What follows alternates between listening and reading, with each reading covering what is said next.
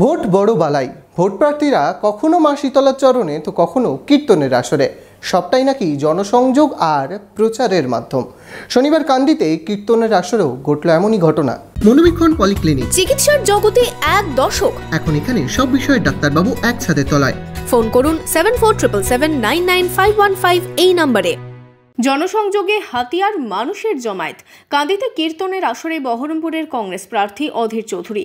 শনিবার দুপুরে কান্দির পুরন্দরপুরের লক্ষ্মীনারায়ণপুরে যান কংগ্রেস প্রার্থী। সেখানে হরিনাম সংকীর্তনের অনুষ্ঠানে অংশ নেন। সেখানে জনসংযোগ সারেন বহরমপুরের কংগ্রেস প্রার্থী। জন্ম দেওয়ার জন্য, শুভ শক্তির উদ্ভব করার জন্য, শুভ শক্তির আরো ধরনাপন্ন হওয়ার জন্য আমরা ভগবান রামকৃষ্ণ, ভগবান শ্রীকৃষ্ণ আর রাধা শরণাপন্ন হই। একভাবে রাধাকৃষ্ণের এখানে বন্দনা হচ্ছে, ঠিক একইভাবে দেখুন আজকে ঈদ হওয়ার আগে আজকে সারা পৃথিবী জুড়ে রমজান মাস পালিত হচ্ছে। গত কয়েকদিন আগে বড়োয়ার কুরুন বসন্ত বৈরী শীতলা মন্দিরে সংকীর্তনের অনুষ্ঠানে যোগ দিয়েছিলেন অধীর চৌধুরী। বারবার মন্দির দর্শনে শুধুই কি জনসংযোগ নাকি ভোটের ইস্যু তা তো সময়ই বলবে। Bureau report, imagine community media.